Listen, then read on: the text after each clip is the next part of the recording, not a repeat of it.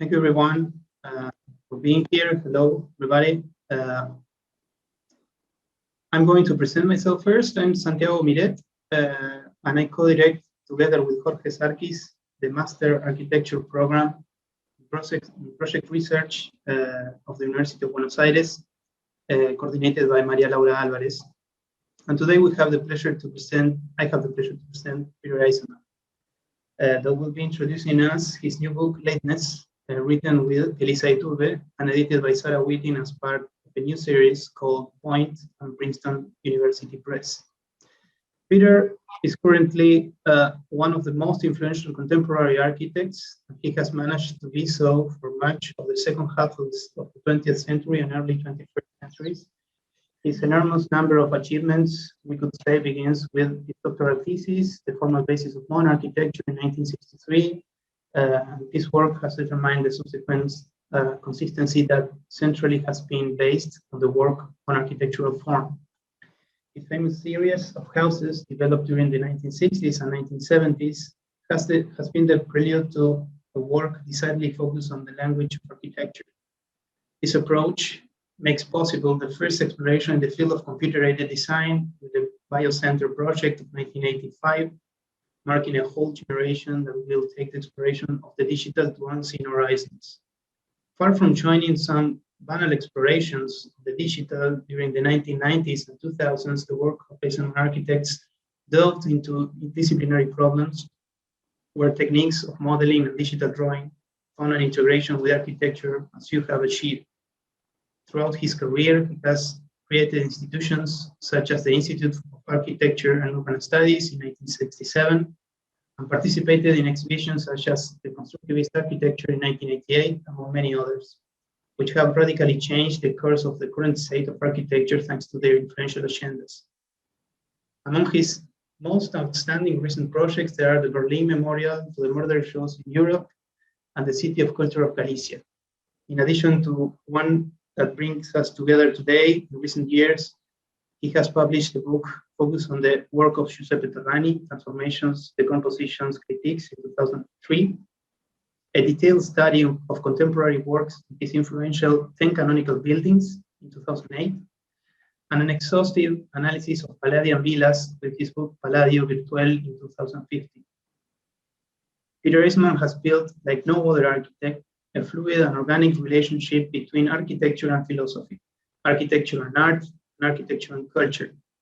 Among his many contributions, the theoretical construction of the diagram in architecture as a demotivated sign, the notion of the void and the center, together with the sophistication of the 9-square grid organization and the concept of blurriness in relation to the construction of projective emergencies stand out. Today, Peter will introduce us to Lateness, written with Elisa Iturbe, which could be understood as a sophistication and evolution of the concept of canonical. We can talk about that later, developed in the 10 Canonical Buildings book. Lateness appears as the possibility of rethinking what is relevant in architecture in a profound and definitely disciplinary sense, in search of moving away and differentiating merely subjective aspects and passing passions from what we can call real architecture. Thank you very much, Peter, for being here today. Thank you for having me.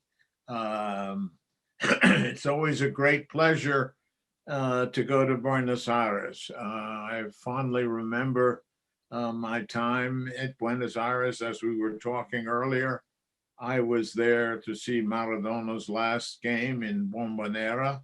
I'm a great fan of football. And it was really exciting for me to see that.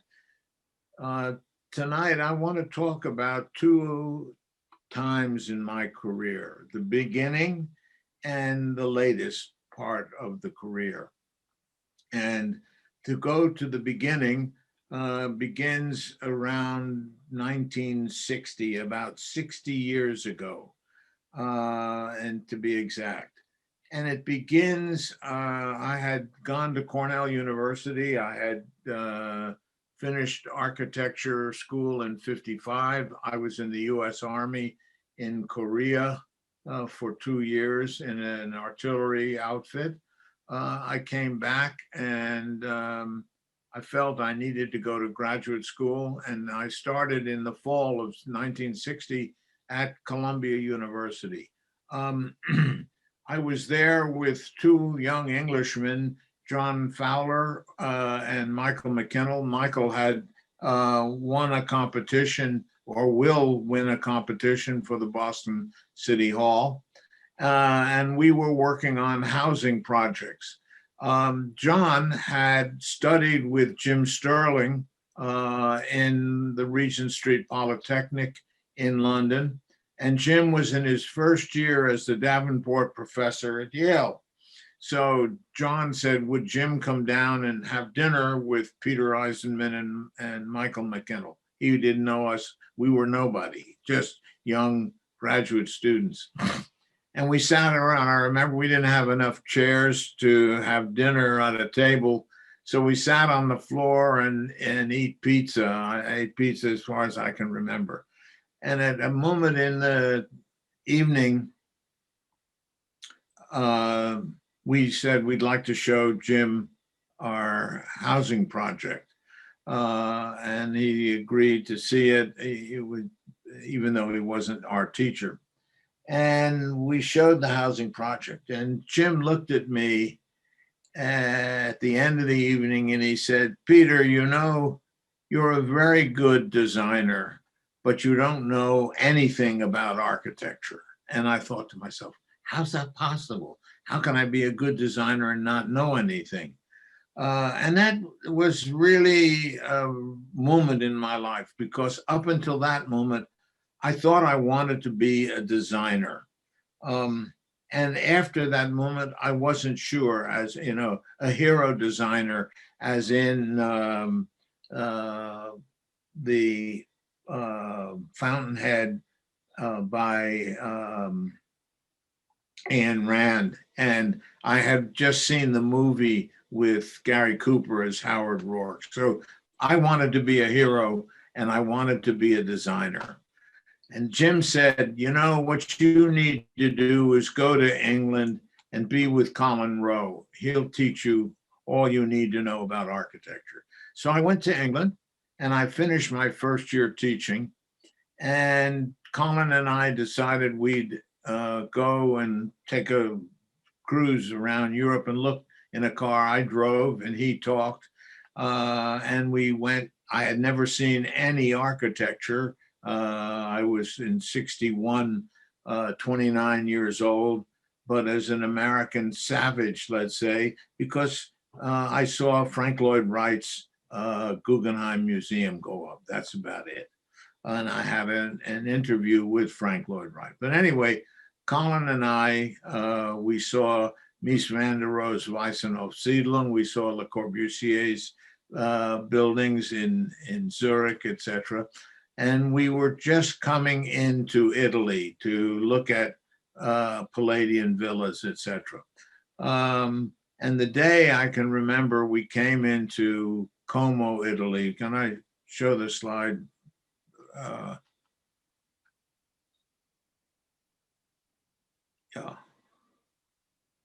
Yeah, go ahead.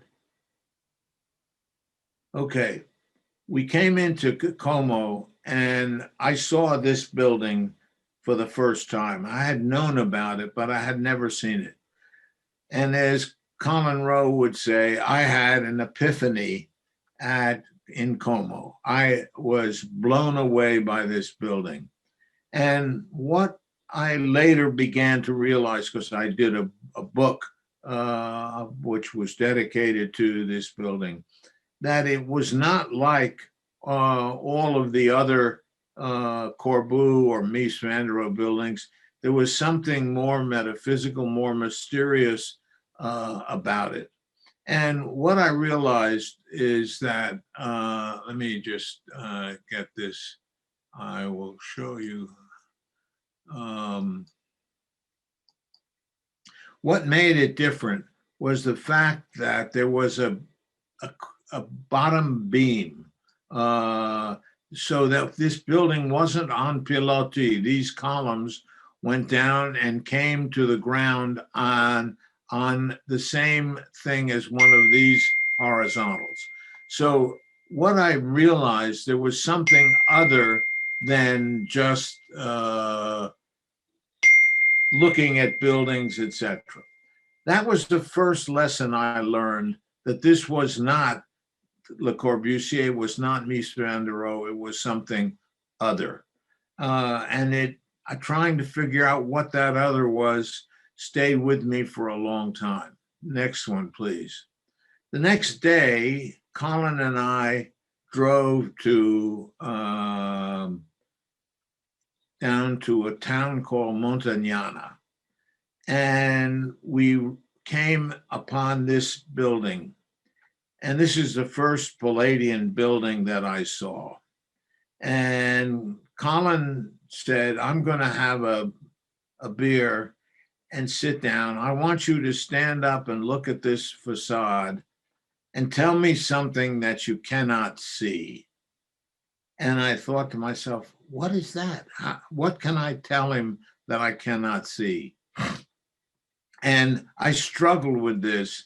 And what I realized is that this was what Jim Sterling meant, that I didn't know anything about architecture. And at that moment, I realized, having seen the Casa del Fascio, having seen Palladio's Villa Pisani, and among 20 other Palladian villas that we would see, I needed to learn what architecture was. I couldn't be a hero and know nothing. And so when I went back to Cambridge, I decided to do a doctoral dissertation on what I call the formal basis of modern architecture. And what I realized was that I was interested in those things that were different, that like the Casa del Fascio or this. And I realized eventually what it was about this funny little building that was important.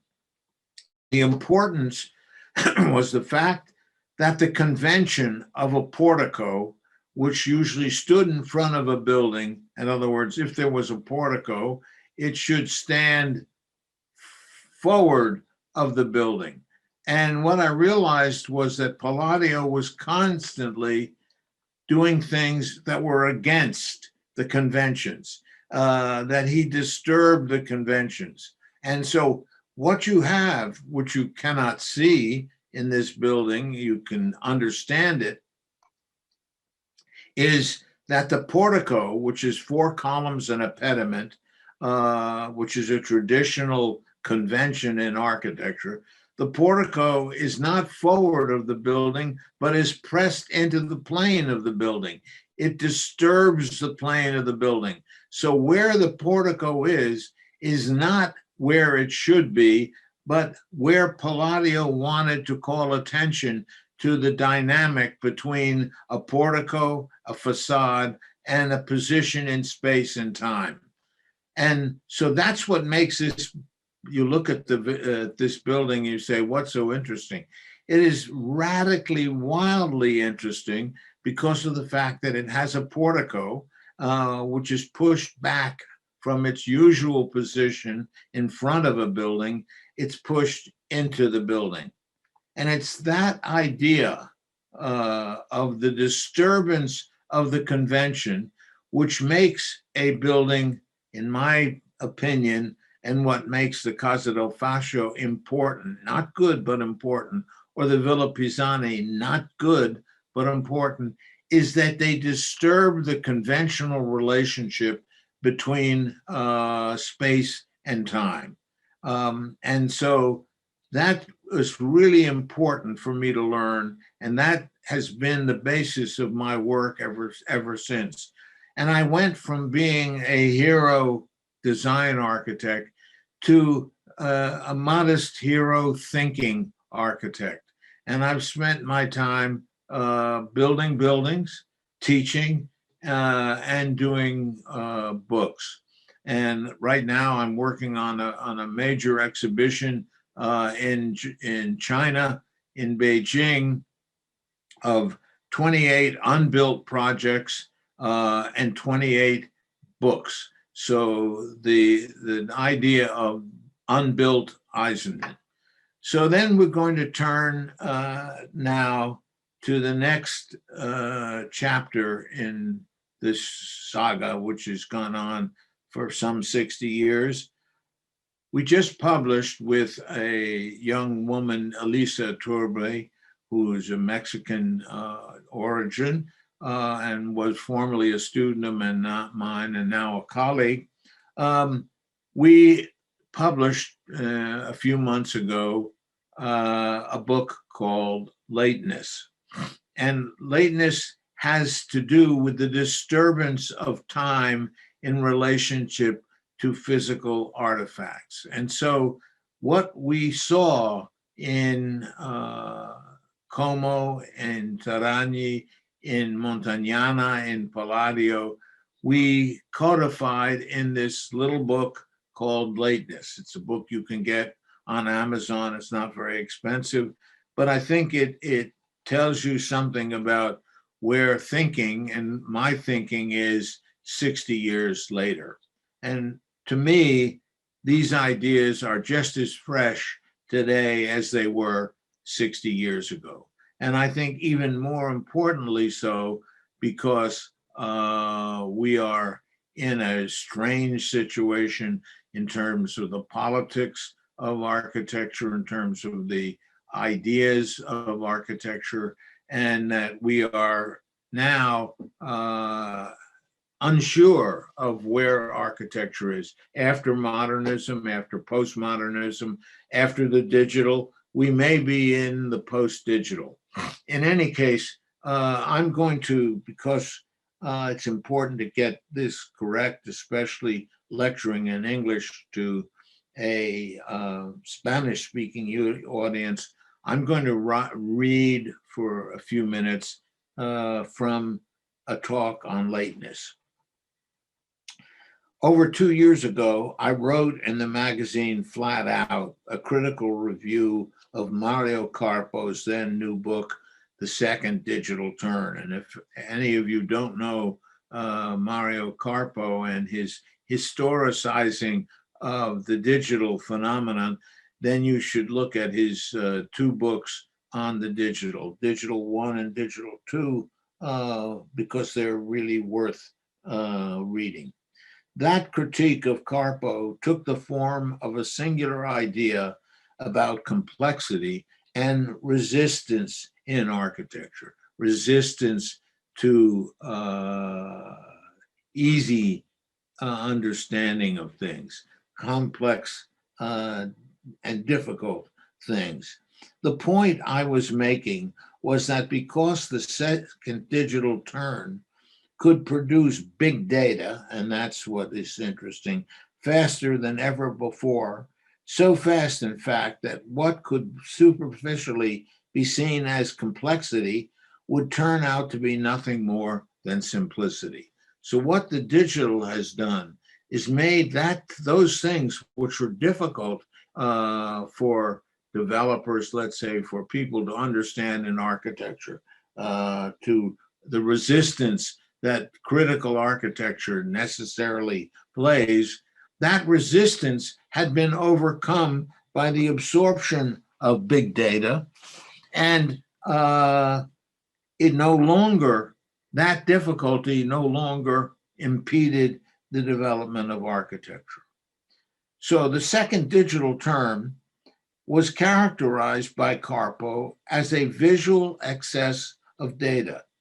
It was thought at the time that the digital could provide a possible direction for architecture in a theory by a teacher in London, Daniel Kohler's theory of mereology.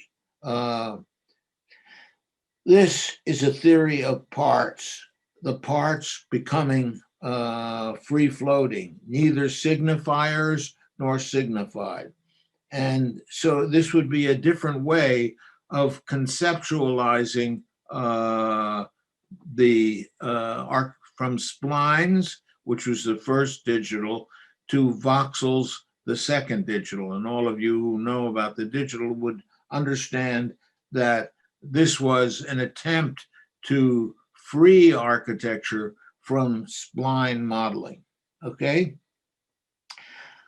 The project of voxels was torn from the Albertian dictum of part to whole and existed as not as things, but as gaps, as absences between things. And this absences is exactly what we were looking at when we were looking at the Palladian villa. And this could suggest a new idea for architecture. However, a problem remained, which had to do with the relationship between the processes that produce architecture and the way architecture is read. Now, some 2 years later, there is another idea which could be aimed at the hegemony of the digital. That idea concerns a different conception of time. And that's what's going to be important to understand. The relationship of time to space, which was ballyhooed by Siegfried Giedion and others in the 1940s as something that was important to the new modern architecture. We are now in another world of time. And of course, part of my being able to speak tonight in your time and my time and be thousands of miles apart has to do with the notion of virtual time. Most advances in the project of the modern have been located in the time of the avant-garde, and that's important to understand. That was a time, the canon of the new and projective of a more ideal future. And all of those ideas were subsumed within architecture, say from 1919 after the First World War to 1939. The new absorbed all of us who were involved in the arts and thinking about those things. The digital became only the latest of these many attempts over the past 100 years. A young architect, Elisa Iturbe, my colleague, and I published, oh, not supposed to be sneezing. Anyway, a small book by the Princeton University Press, and you can get it on Amazon, called Lateness, which is an indirect attack on the digital. I want to argue today that lateness represents a potential challenge to the digital avant-garde. Like most attempts to speak of the late, such as late modern, late style, etc., lateness carries a unique condition of time, which could destabilize the virus of the new. In other words, it was thought that the avant-garde was what was always new. And now what I'm saying is that the avant-garde, that might be considered the avant-garde or the critical today, could be considered as not new, but late. There are two usually understood meanings of the adjective late. Wait, I gotta grab my cat, who's my consort. Whoop, can't get him. He wants to eat. Anyway, the first use of the term refers to what could be called a late style as an individual work of an old age, and that changes that occur because of this age. And we know how many architects, whether they were Corbu or Mies or Frank Lloyd Wright, in their late years developed a different kind of architecture. For example, in Corbu's white houses turned into Maison Jaoul after the war, and more figuration in the buildings, like in his paintings. Instead of abstraction, there was figuration. So there was in Corbu and in Mies something that you could call a late style, changes that occurred as the person got older. Picasso's late style is a good example of these changes.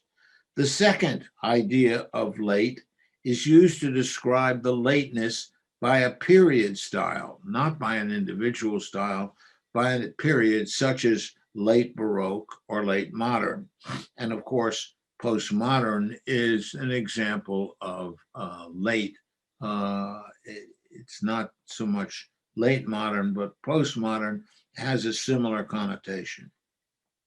However, the term that we are talking about here, and it's important to see this as different, is neither of those two meanings. Rather, it is Theodor Adorno's use of the term lateness, as in Beethoven's late work, to distinguish it from the subjectivity of late personal style. Adorno, and he is worth reading on this subject on late style, Adorno proposes a redefinition of the term late as an agency of the formal as opposed to the idea of a self-expression. Lateness in this context becomes a resistance to self-expression.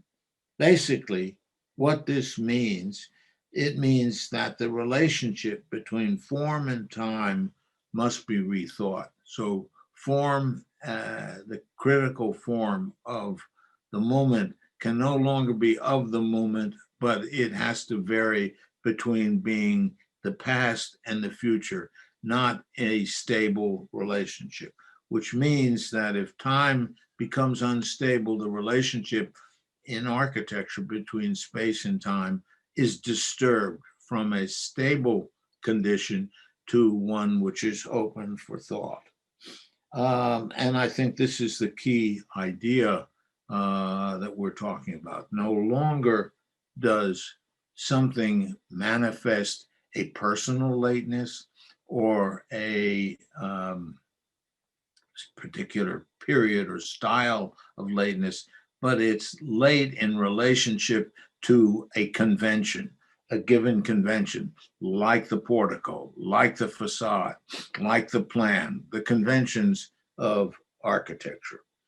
The emphasis that I put on the formal as opposed to the meaningful, let's say, or citational, produces this temporal ambiguity, causing time to be what could be called discontinuous, no longer moving from the past to the present to the future, but in some other way. This conception of time differs from the dialectical framework of the 20th century in architecture that relied on a rejection of what came before, an attitude that was prevalent both in the modern era's pronouncement of a break with the past.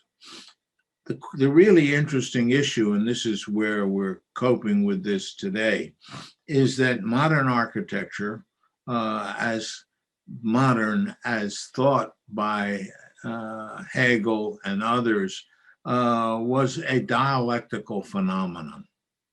And it rested on the dialectical pronouncements that Hegel talked about in the 19th century.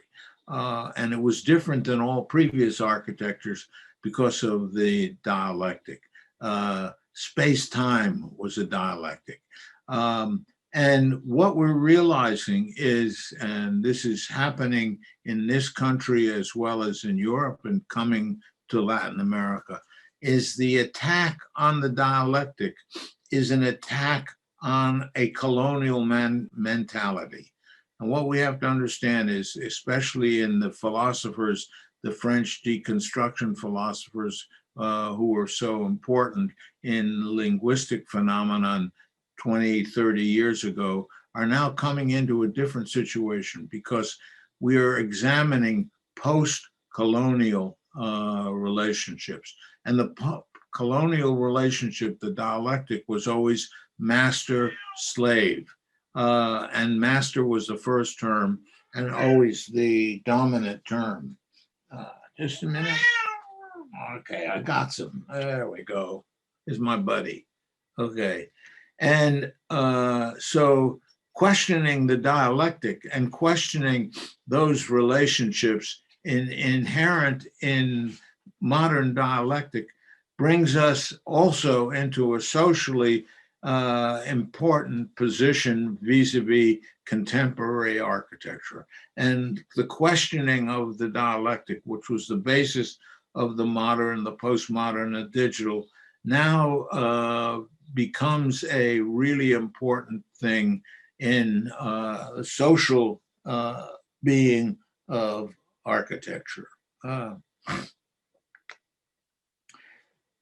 This conception of time differs from the dialectical framework of the 20th century in architecture that relied on a rejection of what came before, an attitude that was prevalent both in the modern era pronouncements of a break with the past, as well as the subsequent postmodern rejection of that break.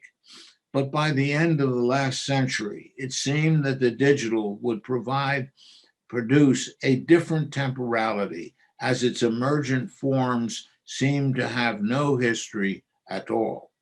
However, it has since become evident, and this is the critique of the digital, it's become evident that the digital is a recapitulation of a techno-zeitgeist in which the limits of form are determined by the boundaries of the technology itself.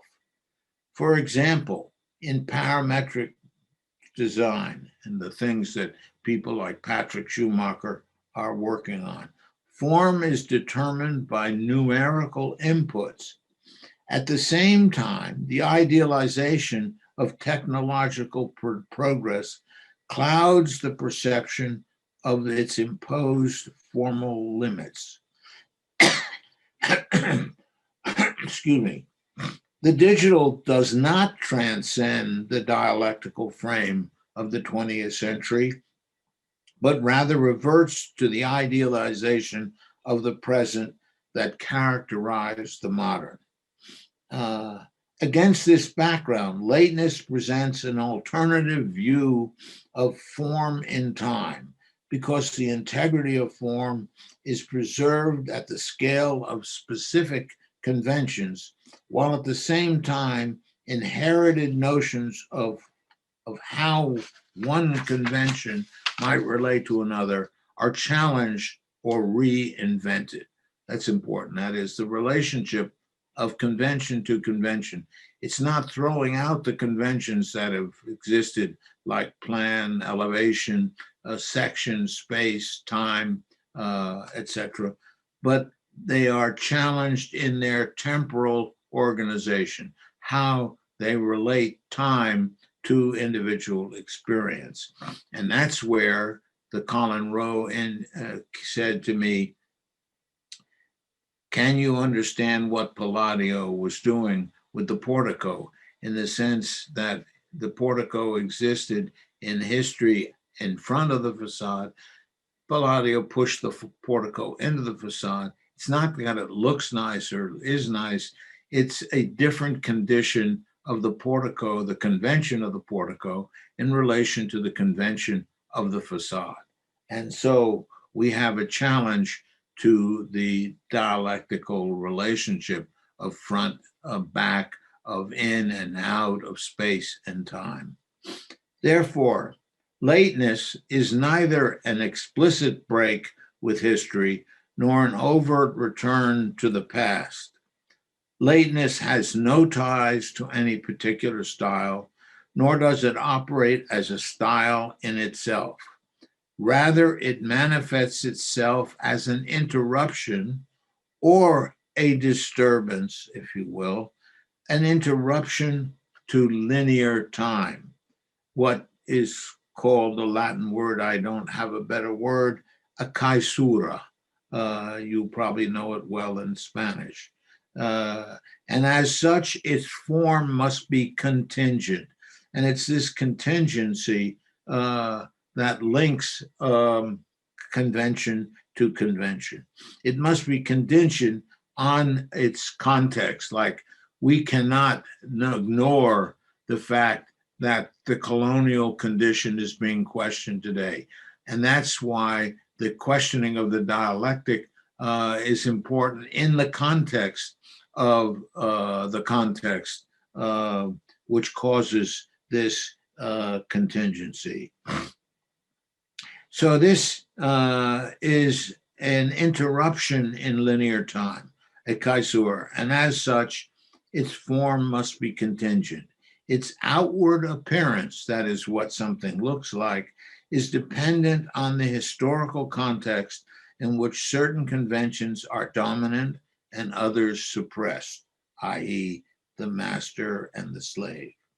A study of lateness offers the possibility of uncovering a critical mode, and that is important, the reestablishment of the idea of criticality, in which the invention of new form is no longer the stated goal of a critical architecture. Instead, a different critical mode might emerge in questions about the relationship between form and time proposed in the term lateness. What is different today and what I thought 2 years ago is the relationship to time. The parts are no longer situated in the new. Rather, the interruptions in linear time, the disturbances in these interruptions, the caesurae, which create the parts, are no longer of the new in the time present, but look both forward and backward when form is contingent. When it is contingent, a different critical mode might emerge that is different from the modern, the postmodern, or the digital, in questions about the relationship between form and time. The late comes into being when a convention is temporarily displaced, causing the relationship between parts within an architectural work to be reinvented. The contingency of late form is both temporal and spatial. The spatial, propelled by digital tools and their capacity to generate unprecedented deformations, remains aligned to the conditions of the present through an idealization of technology. In contrast, the decontextualized conventions, that's what we're looking for, that characterize the late, destabilize ideological, stylistic, and historical narratives. Basically, what I'm saying is that within the purview of the late, the effects of the digital are irrelevant and irrelevant to what we consider the late. What is relevant is the placing of architectural conventions in a fractured temporal context where their former narratives are suspended, rendered meaningless in the contingency of the caesura. Now, that is a very difficult, it's a difficult lecture. I hope you'll be able to translate it and make something of it. What does what I'm saying look like? And that's why I'm not showing you anything, because in reading this and in preparing this for tonight, I realized that I've not done a work of architecture that is described here. I've done analysis of Palladio and Tiragni and Corbu, etc., but I myself have not done what I'm saying needs to be done. So what I'm hoping is that in the time left to me for my work, and I'm working on a major project in the country of Georgia in Tbilisi, that I will be able to at least make a stab at what it is that is late and what are these different conventional relationships that are recontextualized. I shouldn't say decontextualized, but recontextualized, not as the new or the avant-garde, but as the late. And with that, I can open it up to questions and ideas. You'll have to speak clearly because my hearing isn't that great, but let's see if we can do it. Okay. that's great. If you like, we have one question, but I wanted to maybe start with a couple of ones. I had a lot of questions, but I can, if I may, I want to start with one.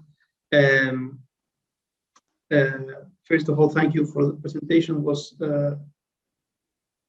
nice to see that you compacted the idea of lateness in such few words. But I would like to ask you if you can maybe elaborate on the relation between the idea of the canonical that you developed in 10 Canonical Buildings from Bloom and lateness, because in a conversation we had before, you mentioned that in that time you used the term canonical in a similar way that you understand the lateness. My view of canonical was leading up to what is late. In other words, I would now say that late is the new canonical. And the canonical that I'm thinking of, again, it requires going back to, at the time, was going back to Harold Bloom's The Western Canon. And the idea of the canon came from Harold Bloom. My problem, and where we're rethinking the canon today, is it can no longer be the Western canon. The Western canon was colonial. And we have to rethink the idea of the canon so that it makes, it's not the USA and Buenos Aires as a second thing, but it's the canon of Buenos Aires and the canon of New York are similar in respects. And for example, one of the forms that I'm working on is, I haven't designed anything with it, but I'm working with it and my students are working with it, is the idea of the diptych. The diptych is an architectural convention, and it's a convention of two-ness. In other words, A and B. But the A and B are not dialectical in the sense of one being dominant and the other being subservient. They are equal value. So the A and B, that whether it's a left-sided or right-sided, and we look, for example, if your students are interested, look at Botticelli's Annunciation, for example. We'll find hundreds of conventions of analysis of the Annunciation as a diptych. And what we learn in Botticelli's diptych is that the idea of space and time is questioned. It's not just the announcement of the angel Gabriel and the Virgin Mary, etc., but there's a spatial argument that makes it different than many other Annunciation and makes it different than a dialectical condition of good and bad, or dominant and subservient, etc.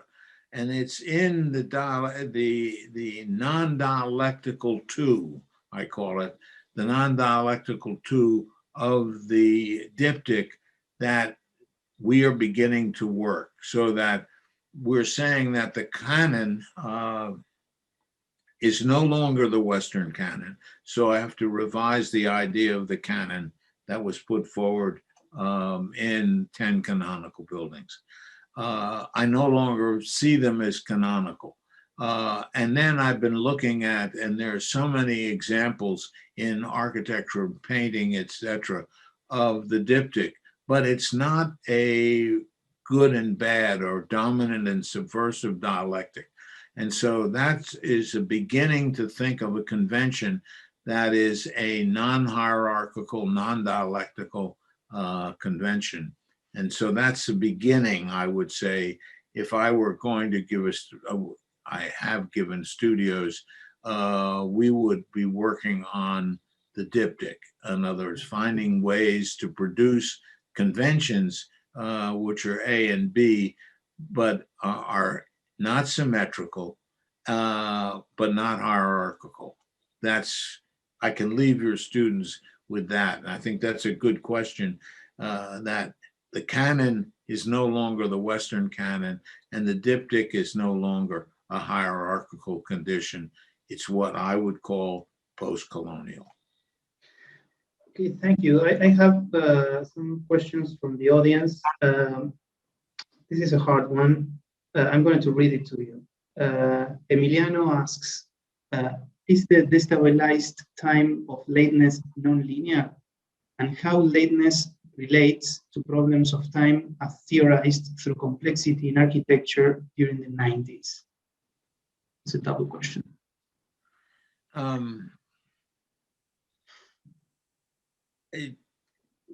What I'm saying is that again, if we go to Venturi's complexity and contradiction, okay, and that's one of the terms of a dialectic.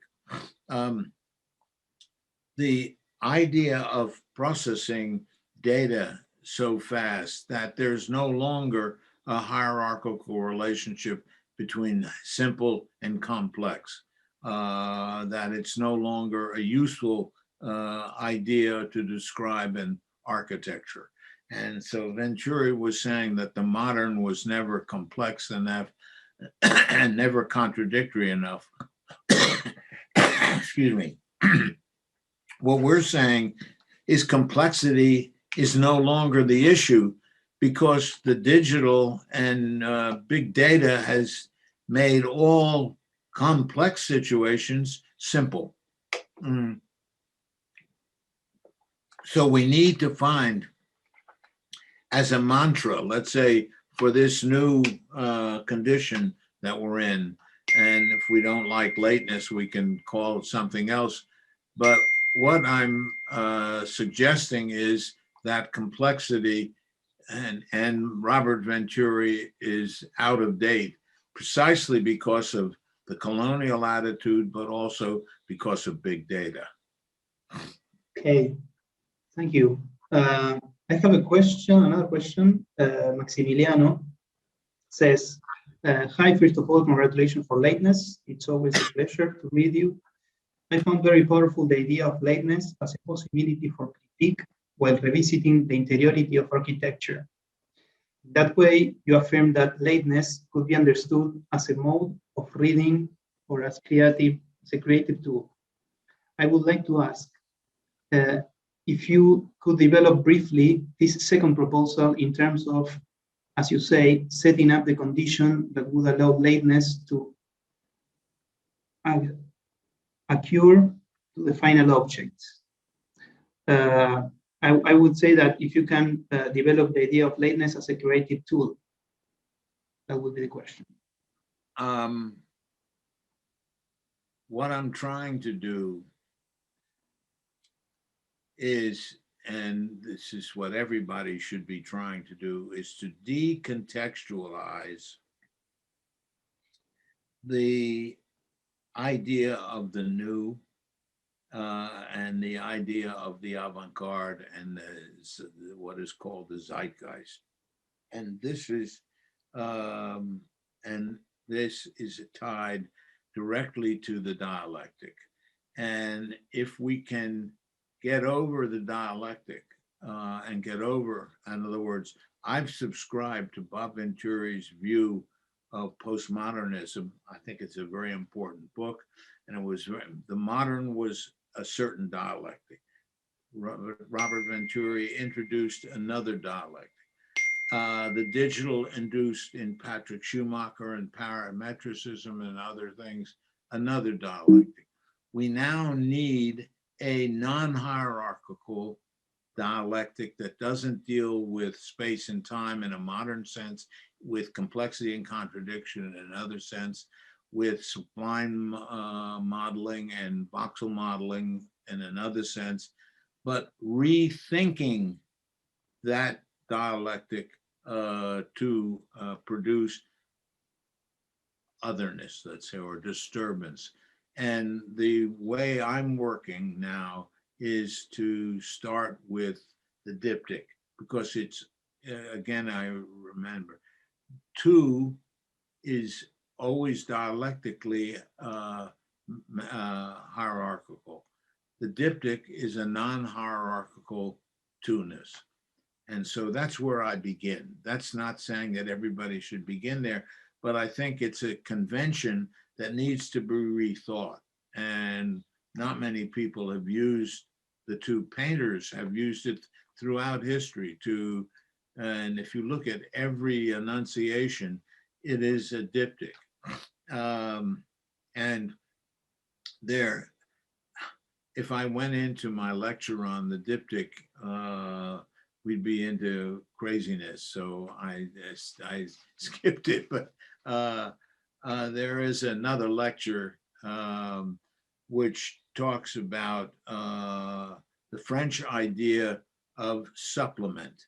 And that is, supplement is in the French idea of post-structuralism is not only something added to, but something that replaces the original. It's a replacement and an addition. That dialectic is not hierarchical. And so I've been working with using the idea of replacement and addition, which are two different things, operating on a convention and see what happens, like a plan, a facade, etc. And we've been having some interesting results using current ideas. And there's a man who is working, a philosopher working on, he calls it decoloniality. It's a man by the name of Walter Mignolo. He's a professor in Duke University in the United States. He's really interesting on the idea of the decolonialing of the dialectic. Homi Bhabha is another professor at Harvard who's working on what he calls third space. And so if we're getting an idea of, instead of thing, anti-thing synthesis, or thesis, antithesis synthesis, which is Hegelian, he's talking about a third condition, which is non-synthetic. And again, I don't want to go into it. I'm off into craziness, but there's a lot of very interesting stuff going on. That's my wife's signature. I don't know why it's there, but it's nice signature, Cynthia. Go ahead. No, I was thinking while you were talking that maybe this non-dialectical thing, referring to Maximiliano's question, it can be a way of thinking, seeing architecture, but also a way of operating. You use Villa Mueller in the book to explain the difference or the contradiction between the facade, the interior, right? And there is a duality that you can understand in modern terms, or you can understand it in terms of lateness. Let me see if I can tell you the way one can go about this.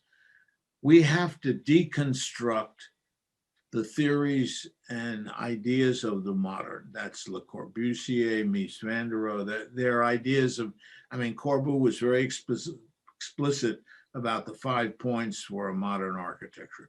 Mies van der Rohe was always explicit, said less is more. We then had postmodernism of complexity and contradiction, and the duck and the decorated shed. What we need to do is to start to analyze before we can design what Corbu meant and what were the problems that it solved and proposed. What did Venturi mean, solve, and propose? What does Patrick Schumacher mean by parametricism, solve, and have a problem with? And when we've done that, we've cleared the table and that's what we need to do with our students, is clear all the past, because they don't realize they're still operating with Patrick Schumacher or Mario Carpo or Bob Venturi or Le Corbusier. We're all operating with these past ideas. And I'm suggesting that the way out of colonial, because that is a stasis that we are now stuck with. And, you know, you have to realize that's especially interesting for Argentina, because Argentina was in a colonial relationship with Spain and with the United States and with other South American countries. So the idea of decolonializing thought and people like Borges, the kind of work that Borges did was this scrambling time and meaning in his garden, for example, or his writings.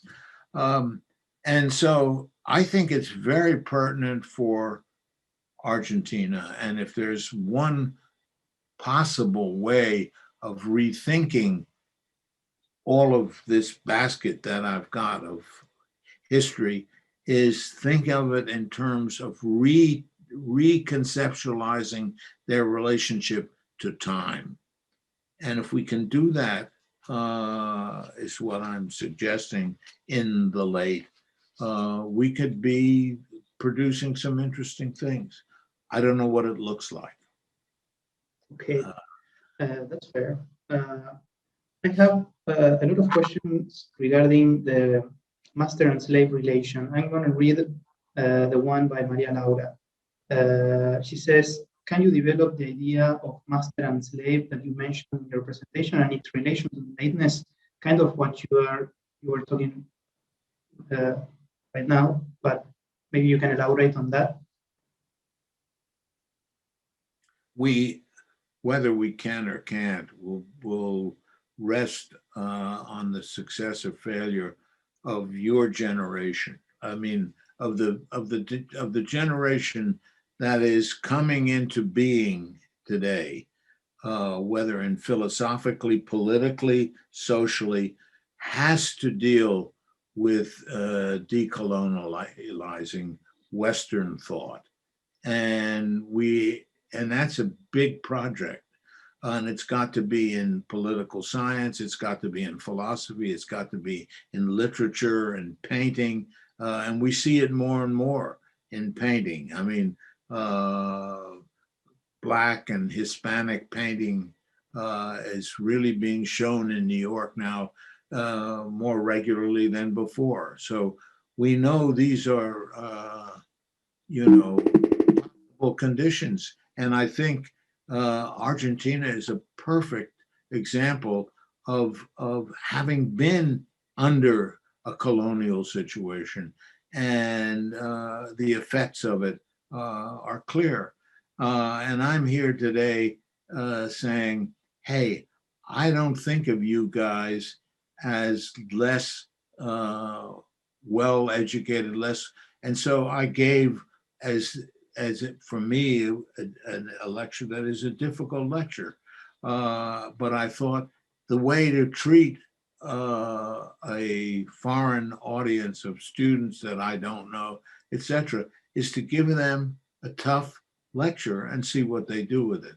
And I'd like to think that the lecture was a difficult one, and I'd also think that we'll get lots of, in the next week or so, questions, and I hope students will write to me in my email, and we can continue the discussion, because can't do it in one night. And this is only, I have 6 lectures that I could give, which form the basis. I'm doing a course next spring at Yale from deconstruction to decolonial.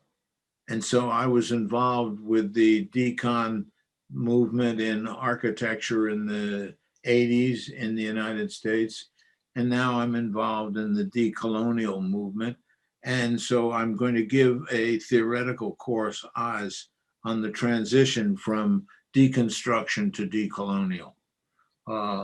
That's a new class that I'm working. I haven't done it yet. I'm doing it next year.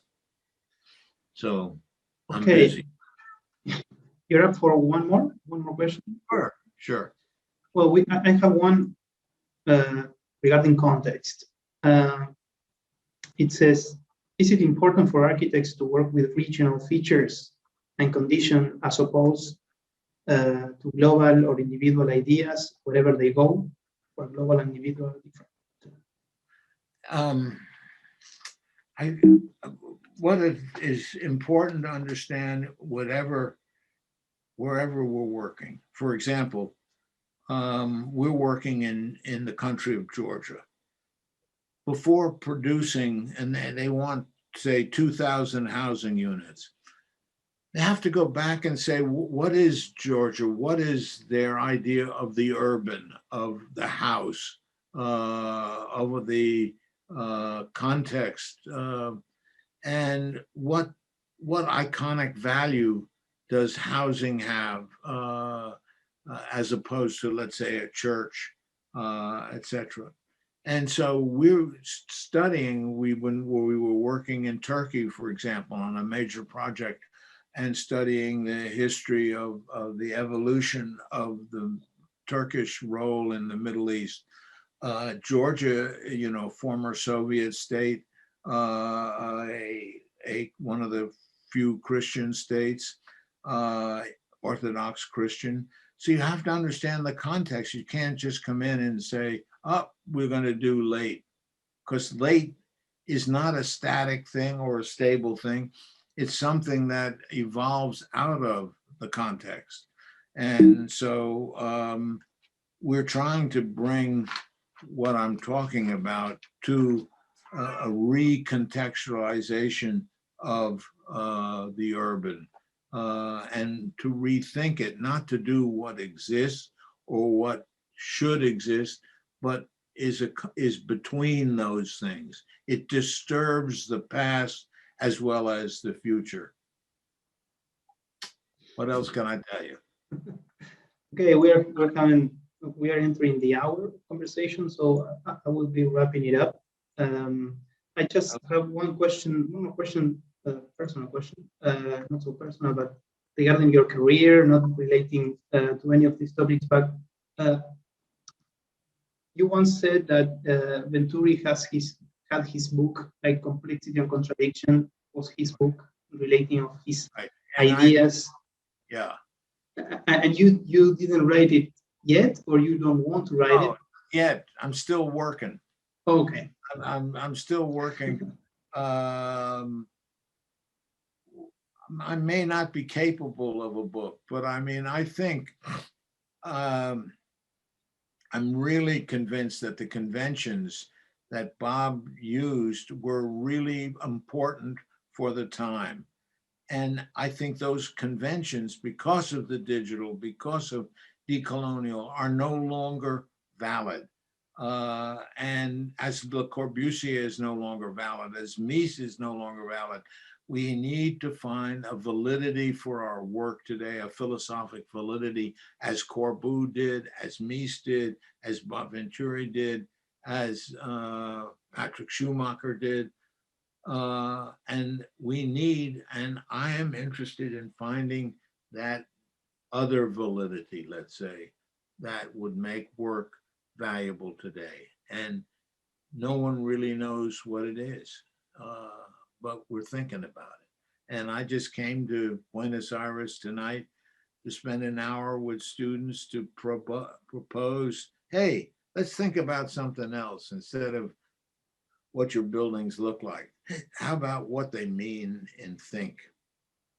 And here I am, still doing it. Okay, I thank you very much for doing this. I recommend the audience that didn't buy the book yet, please buy it. It's a very interesting book. You can find a lot of. You have the book? Yeah, sure. And I encourage the audience to buy it. It's not difficult through Amazon, so do it. And thank you very much, Peter, and the audience for being here. It was great for talking with you again. I'll come again whenever you need me. That's great to know. Thank you very much. I love it. And especially I'll come when I can travel, because Buenos Aires is a great place to be. I love eating in Buenos Aires. I love walking in Buenos Aires, the great city. And we're going to see it in a non-colonial situation.